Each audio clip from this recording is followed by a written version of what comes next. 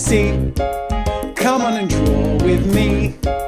Everybody ABC, draw with me. I'll make it look easy. Yeah, you and me. YouTube.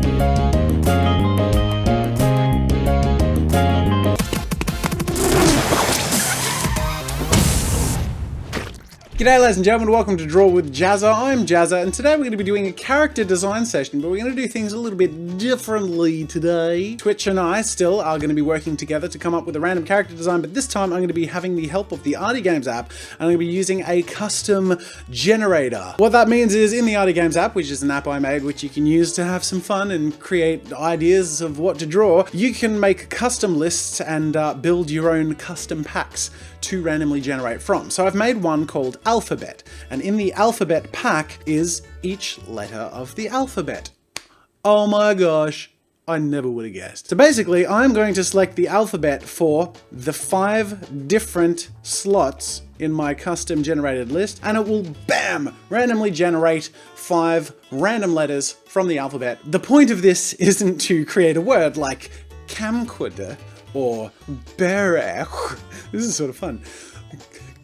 Me. The point of this is to generate 5 letters that we're going to be using to come up with traits or design aspects from. So for example, if this is what we generated, it might be manly, coconut, cocaine, yellow dog. Oh boy. This is going to get interesting. And I'm going to use Twitch chat's help to come up with the 5 aspects or props or traits. They're going to vote on the combination that will win, and I will take that combination and create a character. Oh boy, let's get started. Bam! Our combination is ACIVT. How does this work, I hear you ask? Well, I'm going to be using straw poll. I'll take maybe 4 or 5 suggestions for each letter. Twitch will vote on it, and we'll come up with the combination that I'll be working with. That was a weird burp hiccup thing. Oh, that's disgusting. Okay, I've cut to the future, and the Twitch chat has officially put the suggestions in for all of these, so now we're going to find out what are the winners. The results are we're off to a good start. Alcoholic. An alcoholic, chaotic, insane, oh man, an insane Victorian, oh boy. Last one, T. Time traveler. If you guys feel like joining in, maybe you guys can make a character design based on all the second suggestions. So if you feel like designing an alien criminal who is infected and is a villain titan, feel free to create a design and tweet it to me. I'd love to see what you come up with. But in the meantime, we're going to come up with our character design for an alcoholic, chaotic, insane Victorian time traveler. Nothing like a good challenge. Let's get started.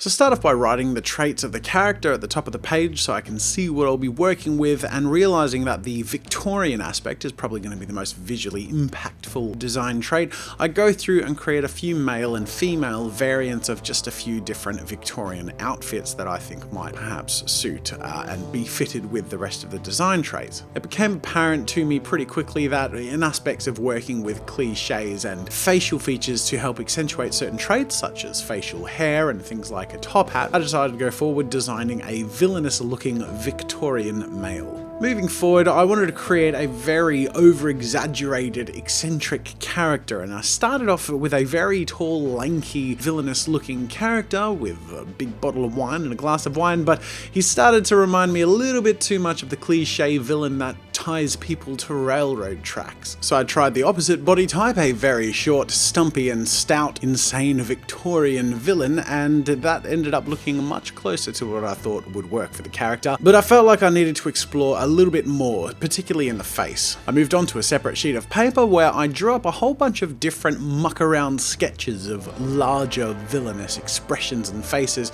trying out different features, forms of facial hair, proportions, so on and so forth, until I found and settled on a combination that I thought worked well. In particular, I liked the idea of having a scar on one side of the face, which also had a wedge or chip taken out of the hat in the same area, giving the villain a very large smile as well as a big curly mustache to go along with it, as well as a monocle, some sideburns, and some really messy matted hair at the back of his head. Having settled on the face, which I thought would be the most prominent part of the character design, I'll move on to creating the sketch for my final character design, figuring that I could essentially improvise the rest of the costume through the process of creating my final concept piece. I start off with some really light construction lines focusing on the body type of the character, going for a really large and heavy feel. And I wanted him to feel like he was leaping out of a time-traveling vortex, which I intended to create using colours later on. When the pose started to take shape and started to feel a bit solid, I move on to slowly but surely adding detail, in particular in the face, and nailing those features that we refined earlier on, and then figuring out the details of the costume in the process. I went with a cravat, a nice big vest, fingerless gloves for that slightly villainous Jack the Ripper feel, a pocket square, a cane which has a time-traveling clock on the top of it, and a few other more quirky details, such as the solo cup in his right hand, which is a little bit of a sign of his time-traveling escapades and alcoholism. There's two birds with one stone for you, as well as a keg under his left foot, which he's leaning on.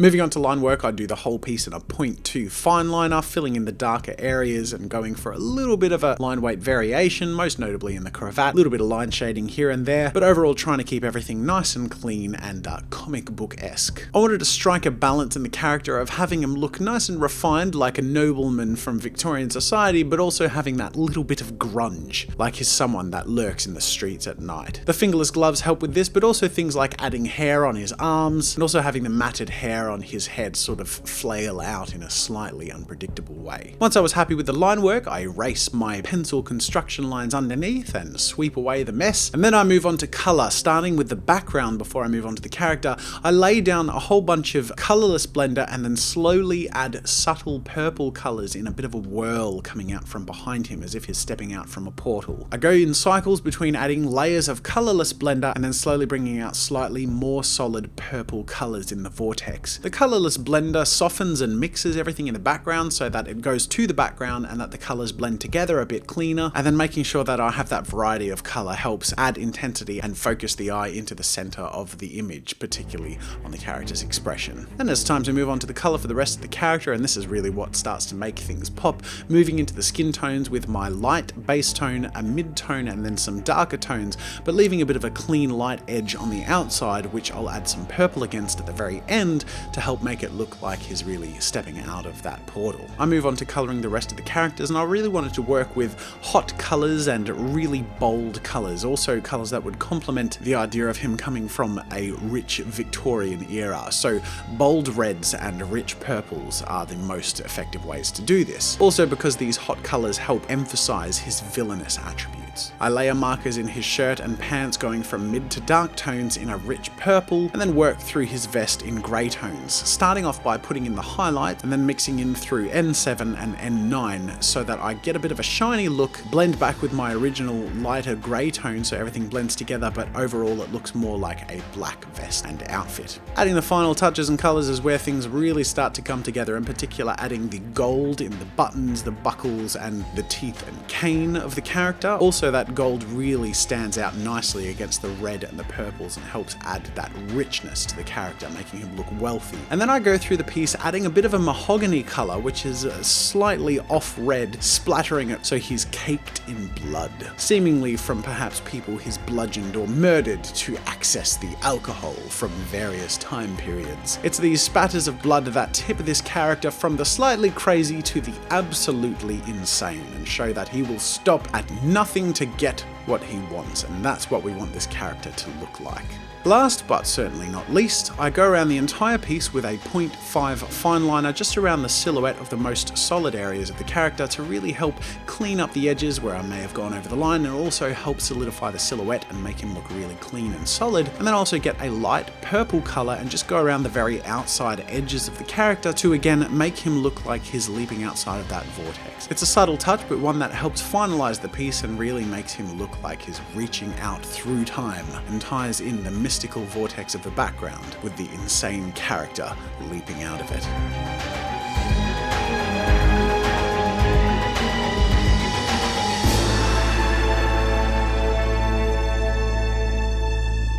And there we have it, ladies and gentlemen. This is the result of my random alphabet character design challenge. Twitch chat, by the way, has informed me that his name is Baron Von Beerbelly, which I'm okay with. I think that sort of suits him. Once again, our traits that we worked with based on our alphabet random generation were alcoholic, chaotic, insane, Victorian, time traveler, and I feel like we've got all of those aspects in there. He's definitely an alcoholic because he's traveling through time to steal and co-opt people's different alcohol cultures. You can see he's come back with a solo cup and beer pong ball. So I don't know, maybe he went to a frat party and killed everyone there and took their solo cups after defeating them. He's got a trusty keg he brings around with him and his time traveling cane. He's obviously Victorian because of his costume, and I would say chaotic and insane. This was a lot of fun, and the thing I love about doing character design sessions like this and adding different tweaks and ways we randomly do these character designs is that you end up with things you just would never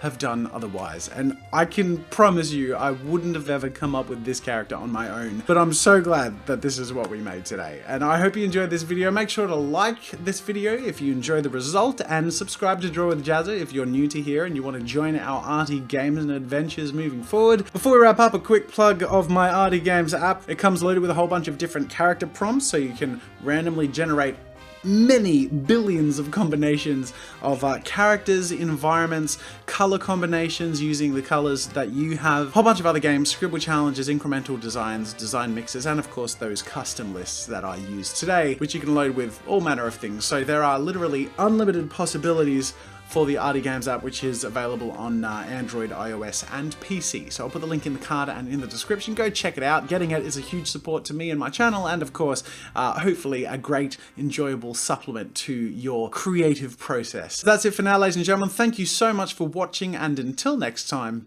I'll see you later. Make sure to subscribe to my channel to see more of my videos. And while you're at it, check out my shop where I sell ebooks, brushes, photo references, video courses, and more.